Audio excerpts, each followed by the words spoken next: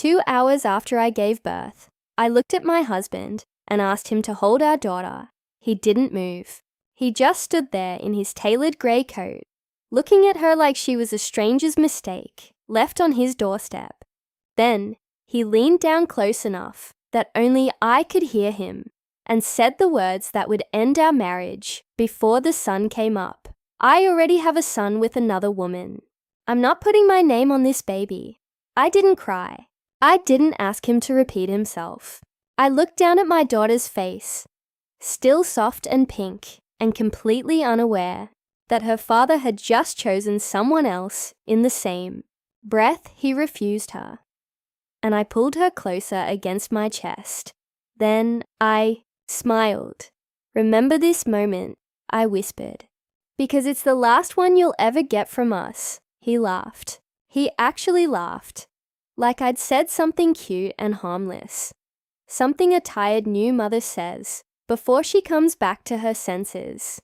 He had no idea that by the next morning we would be gone, and that his regret was only just beginning. My name is Nadia Cole, and this is the story of the night my husband threw away his family, his fortune, and his future, all in the 2 hours after I became a mother. 4 years earlier, Elliot Hargrove walked into my life the way expensive things always do, quietly, and then all at once. I was working as a contracts auditor for a mid-sized firm in Charlotte, the kind of job where you read fine print until your eyes ache and your coffee goes cold twice before noon. He was the heir to Hargrove Holdings, a real estate and hospitality group his grandfather had built from a single roadside motel into something that owned skylines. He didn't need to impress anyone.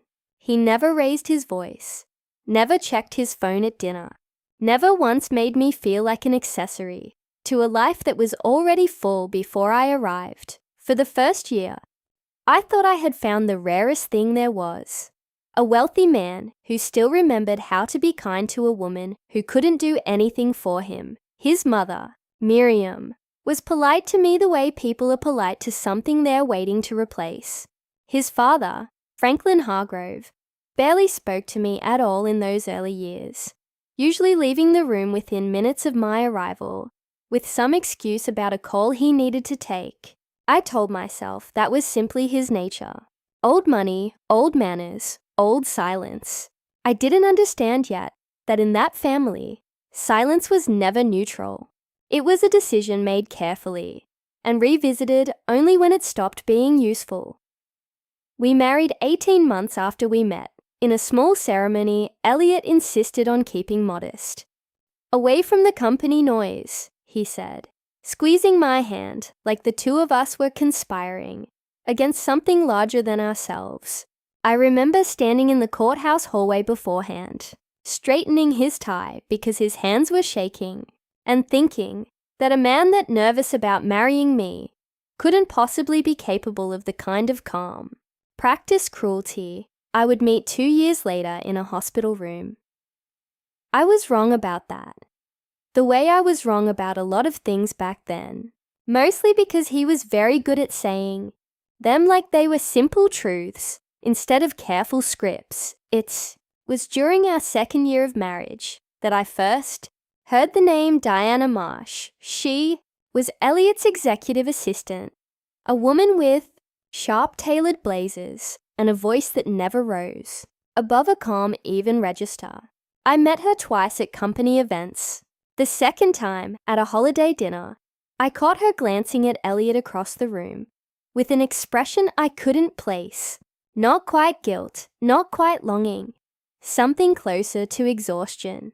I told myself I'd imagined it. Elliot still came home most nights. He still remembered our anniversary, but the small things had already started. Calls he took in the driveway instead of inside the house. Business trips that got extended by a day, then 2, with explanations that were technically plausible and somehow never quite specific. Whenever I brought up the idea of starting a family, he'd get quiet in a way that felt less like a man dreaming ahead and more like a man calculating how much longer he could avoid the subject. I noticed I just didn't let myself follow the thought all the way to its ending. There were 2 years of fertility appointments that neither of us talked about with anyone outside that clinic waiting room. Elliot came to everyone in the first year, held my hand through 2 procedures that didn't take, and told me more than once that we had time, that it would happen when it was supposed to. Looking back, I wonder how much of that patience was real and how much was simply easier to perform than the alternative. A conversation about whether he was even still fully trying with me at all. I'll never know exactly when his attention started, splitting in 2 directions. I only know that somewhere in that second year, while I was tracking ovulation calendars and crying quietly in parking lots, after appointments that went nowhere, another version of the answer he claimed to be waiting for was already underway somewhere else entirely. When I finally got pregnant in the spring of our 3rd year, Elliot cried at the ultrasound. I remember it so clearly because it became the memory I held onto through everything that came after. He painted the nursery himself over a single weekend. He picked out a name with me for months, a name we finally agreed on the week before I gave birth. Ray, I didn't know then that Diana was already several months into a pregnancy of her own. What I didn't learn until much later was that Franklin had known about Diana's pregnancy for months and had given Elliot an ultimatum of his own: resolve the situation before the company's board convened for its year-end review, or Franklin would raise the matter himself on his own terms, in front of people whose opinion of Elliot mattered more to him than mine ever had. That review was scheduled for the week after my due date. Elliot hadn't told me any of that. He'd simply started running out of time to keep 2 separate lives from touching. The morning I went into labor, Elliot was at the hospital before I had even finished checking in, pacing the small triage room with a nervous energy I mistook at the time for excitement instead of guilt. He held my hand through 11 hours of contractions, timed my breathing, fed me ice chips when I couldn't manage anything else, and told the nurses twice, unprompted, how excited he was to finally be a father. Looking back, I think some part of him meant it in the moment. The same way an actor can mean a line while he's saying it and still walk off stage into a completely different life 5 minutes. Later, Ray was born at 6:47 in the morning on a Tuesday. She cried, and the sound filled the room in a way I still can't describe, except to say it felt like the beginning of something enormous. I held her against my chest, still trembling, and looked up at Elliot, waiting for him to reach for her the way he'd promised for the last 9 months. He didn't reach for her. He stepped back toward the window. I told myself he was in shock, so I asked him gently, "Do you want to hold her?" "No," he said, and something in his voice had already gone flat and careful, in a way I hadn't heard from him before. He stepped out into the hallway a few minutes later, and through the half-open door, I heard fragments of a call he clearly thought I couldn't hear. A woman's voice on the other end, tight and insistent, and Elliot speaking low. "Not like this. Not over the phone." Before he hung up and stood there for a long moment with his hand still on the door frame. What I didn't know yet was that Diana had called him twice that morning, the second time to tell him she wasn't willing to stay hidden through another milestone. She wanted their son acknowledged publicly before the board review, not quietly managed around it. And beneath that, a text had come in from Miriam, letting Elliot know she and Franklin were already on their way to the hospital, with no indication either of them planned to pretend there was only one grandchild worth acknowledging. That year, Elliot had maybe an hour before his own. Parents walked into that room and decided on their terms exactly how this would unfold in front of me. He came back in 2 hours later, wearing a fresh suit. I understand now that he wasn't dressing for a conversation he wanted to have. He was dressing for one he'd run out of ways to avoid.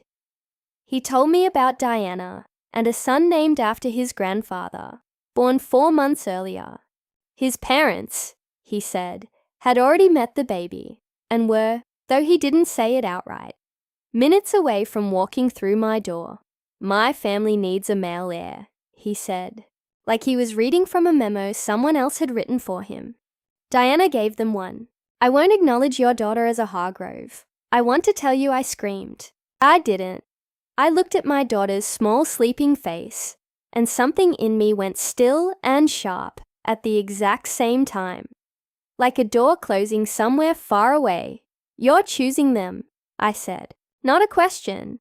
I'm choosing my family's future, he said. Like the two of us weren't standing in the middle of it. I smiled. It surprised him.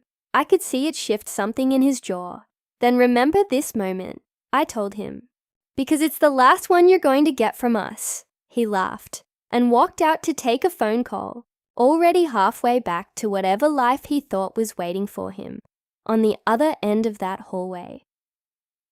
My sister Simone drove 4 hours from Savannah the moment I called her that first night, arriving before sunrise, still in the clothes she'd slept in. She didn't ask if I was okay. She asked what I needed, and then she simply took over, holding Ray so I could sleep in real stretches, arguing gently with a nurse about my pain medication schedule, sitting in the corner chair through visiting hours like she intended to outlast anyone who might try to make me leave before I was ready. She had told me, quietly over cake at my own wedding, that Elliot had the kind of politeness that only shows up when someone's watching. I'd laughed it off then. Sitting in that hospital room, I finally understood exactly what she'd meant. 4 years too late.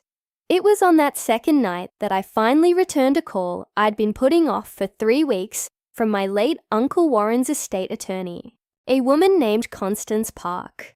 Warren had died 8 months earlier, a retired structural engineer who spent 40 years designing the bones of buildings other men got credit for. I'd assumed the call was routine paperwork, nothing that mattered next to a first pregnancy. I was wrong. Constance told me later that she hadn't called me 3 weeks straight over something routine. Warren had come to her office a year before he died, unprompted, and asked her to review an old partnership agreement he still held from a development deal decades earlier, one that had since been folded into Hargrove Holdings when the company expanded. He told her he wanted to make sure the paperwork still meant what it used to mean. She found something that concerned her enough to keep calling. A voting agreement, still active, still binding, that Warren had never dissolved. Tied to his 11% stake in the company's development arm. It means, she said, from across that hospital phone call, you have more say in that company than your husband thinks you do. I didn't rush anything. I went home first to the house Elliot and I had shared for one final week, because I needed somewhere familiar to figure out what came next, and because a lawyer with any sense will tell you not to make permanent decisions. 3 days postpartum, Elliot didn't come home. He stayed at his parents' house, and the only contact I had from him during that week was a single text, asking whether I'd had time to think things over, as though I was the one who needed to reconsider a decision he'd made months before. I ever went into labor. He called once on the 4th night. He didn't ask about Ray. He asked whether I'd spoken to anyone at the company, in a tone that made it clear he already suspected I had. I told him the truth, that I hadn't decided anything yet, which was accurate, even if it wasn't the whole picture. He said, almost gently, that he hoped we could keep this civil for everyone's sake, as though civility was something he'd only just remembered existed, now that it might cost him something to lose it. I hung up without answering and sat with the phone in my lap for a long time, listening to Ray breathe in the bassinet beside the bed, trying to figure out which version of him had ever actually been real. On the 5th night, I opened the closet and started packing quietly, one drawer at a time, Not out of anger, but because staying had stopped making sense the moment I let myself admit it. Simone came back that weekend to help me carry boxes to a rental 2 streets from her own house, close enough that she could show up unannounced with groceries and an opinion about everything. By the end of that week, Constance and I had gone through the full folder in daylight at her office, with real coffee and enough time to ask every question I needed to ask. What Warren's shares gave me wasn't control of the company.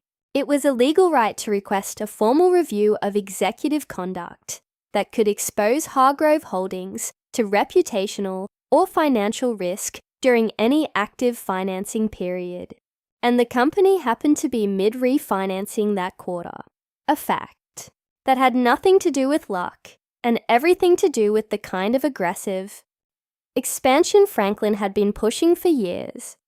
Affair that had produced 2 competing children, one of them born to an employee, during a period when Elliot had personally signed statements to lenders describing his stable personal circumstances, was exactly the kind of conduct that review existed to catch. I filed the request through Constance at the start of the 2nd week. I moved out of the house permanently that same day, into a rental with Ray, and let the company's own process do something I never could have done from a hospital bed: force Elliot to explain himself to people who had never once needed my permission to ask hard questions. 2 weeks after I filed, before the board convened, Diana called me. I almost didn't answer. When I did, she told me she'd heard about the review through the office, and she wanted to say something before it became a spectacle. She sounded tired in a way that had nothing to do with a newborn. A kind of tired I recognized, because I'd been carrying a version of it myself for 4 years, without a name for it. She told me she'd grown up an only child in a small town outside Baton Rouge, that she'd moved to Charlotte for the job, with no family nearby, and that somewhere in the loneliness of that first year working for Elliot, careful attention had started to feel like something it wasn't. She said she told herself more than once that she'd stop answering his calls after hours, and never quite managed it, until stopping would have meant losing the only steady thing in a city where she still didn't know anyone else well enough to call at midnight. She told me Elliot had promised her, months into things, that he intended to leave me eventually. That by the time she let herself believe him, she was already pregnant, already isolated, already unsure who else she could tell. He does this, she said quietly. He tells people exactly enough to keep them moving in his direction. I asked her why she was telling me now. She was quiet for a long moment. Because someone should know the truth going in, she finally said, instead of finding out piece by piece in front of an audience. I thought about the nursery he'd painted, the ultrasound he'd cried at, and I understood that Diana and I had been handed versions of the exact same performance, staged for 2 different women who each thought they were the only audience. The board meeting happened on a Thursday in a glass room on the 14th floor. I wasn't required to attend in person. Constance handled the procedural side, but I went anyway, Ray asleep in a carrier against my chest, because I wanted Elliot to see exactly who was sitting across the table from him when his father finally asked him to explain himself out loud. Franklin asked Elliot, in front of 6 board members and 2 outside counsel, whether it was true he had fathered a child with an employee while personally certifying to lenders that his circumstances were stable. Elliot said the situation was being handled privately. Franklin asked whether privately included leaving his newborn daughter in a hospital room in front of nursing staff who would remember every detail of it. Elliot didn't have an answer for that one. He looked for the first time in 4 years, like a man who had run out of the right sentence to, I'll say, then a former colleague of Elliot's, a man who'd left the company on unfriendly terms 2 months earlier, after a dispute over a bonus, he felt he'd been unfairly denied. Sent. Constance a message thread he'd been sitting on out of simple resentment. Elliot joking, months before, that once the situation was settled, he planned to quietly separate from Diana within a year, once the optics no longer mattered. It wasn't luck that handed us that thread. It was the ordinary predictable consequence of treating people as disposable and assuming none of them would ever compare notes or wait for the right moment to use what they'd kept. Diana sat through that reading with her hands flat on the table. When it was finished, she stood, straightened her blazer, and said the only sentence I ever heard her speak to Elliot. Directly, "You should have just told the truth to somebody. Anybody, even once, before it cost this much." Then she walked out. Elliot caught me in the elevator afterward, before I could reach the parking garage. He looked smaller in that mirrored box than I'd ever seen him look in 4 years of marriage, his jaw working like he was trying to find a version of himself that could still talk his way out of a room. "You planned this," he said. Not quite a question, like he needed it to be my fault instead of his own. "I didn't have to plan anything," I told him. "I just stopped covering for you the second you stopped pretending." The doors opened before he could answer, and I walked out into the parking garage with my daughter asleep against my chest. I didn't look back to see whether he followed. What followed wasn't a clean legal victory handed to me by an old family clause, the way I might have wished for it to be. The trust language Warren's generation had written decades earlier required any heir to be born within an intact marriage to hold inheritance priority, and that language created exactly what Constance called it from the start: a genuine succession dispute, not an automatic answer. Hargrove's attorneys argued one interpretation. Constance argued another. There were depositions, financial disclosures, an outside mediator brought in specifically to keep the dispute from spilling into a courtroom the family wanted to avoid at almost any cost. And more than one afternoon where Constance warned me the outcome could still go either way. It took the better part of 4 months, alongside the divorce proceedings, before the board's outside counsel finally settled the matter through negotiation rather than a clean ruling. Ray would hold formal inheritance, standing as the only child born inside the marriage on record, while Diana's son would remain outside the company's succession structure entirely, a separate matter for Elliot to resolve on his own through whatever private arrangement he could manage. Without the company's backing, Elliot hadn't secured an heir. He'd spent a year manufacturing a dispute that ended with the daughter he refused to hold becoming the only child anyone in that family was legally required to provide for. The divorce settlement took those same 4 months. I didn't ask for anything vindictive. I asked for what was fair. And with Warren's shares behind me, and a board that no longer trusted Elliot with much of anything, fair turned out to be more than either of us expected going in. The custody arrangement was the only part where Elliot initially showed up looking like the man I'd married. He asked for structured visitation, and I let the mediator set reasonable terms. Because I wanted to be able to tell Ray, honestly someday, that I hadn't been the one who closed every door. He used 4 of his first 6 scheduled visits, showing up late to 2 of them and cutting a 3rd short for a work call. By her first birthday, he'd stopped scheduling them at all. No clause, no mediator, and no amount of money ever managed to fix the part of him that had made that choice 2 hours after she was born. Franklin reached out himself, almost a year after the board meeting, and asked if we could talk without lawyers in the room. We met at a coffee shop near my new house. He sat across from me, looking older than I remembered, his hands wrapped around a cup he never drank from.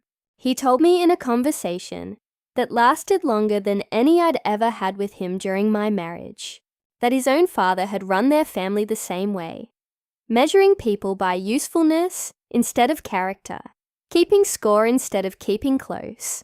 He said his father had once told him, when Franklin was barely older than Elliot was now, that sentiment was a luxury the family business couldn't afford. He said he'd spent decades believing that sentence without ever once questioning where it had actually gotten any of them.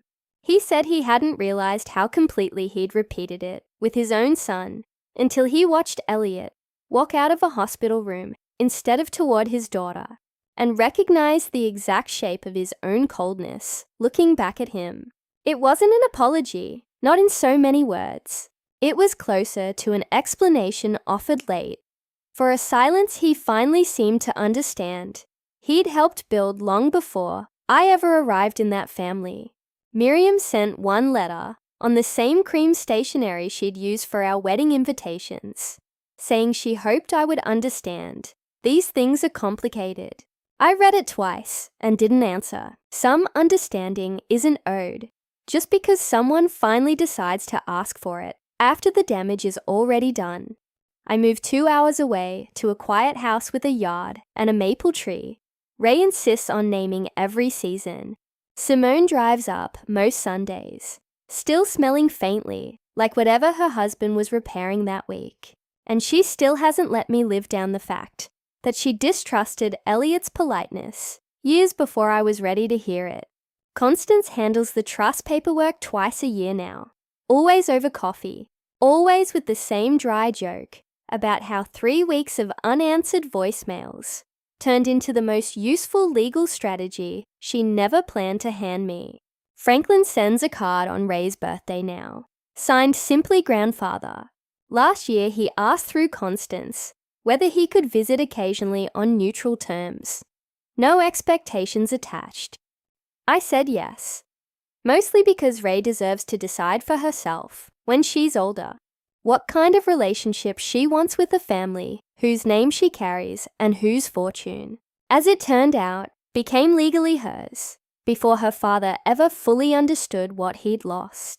Elliot called me once, almost a year after everything, late at night, his voice smaller than I'd ever heard it, none of the calm authority left in it at all. He asked if there was still a way to be part of Ray's life. The way he should have been from the very beginning, before any of this had a chance to happen. I thought about the hospital room, the 2 hours he made me sit there, believing he might still choose us, before he decided not to. You had your 2 hours, I told him. I gave you the rest of your life after that to change your mind, and you spent every bit of it making sure you didn't. I hung up. I haven't heard from him since. Ray is walking now. Fast and a little reckless, the way toddlers are when they've decided the whole world exists specifically for them to explore. She has my mouth and somebody else's stubborn chin.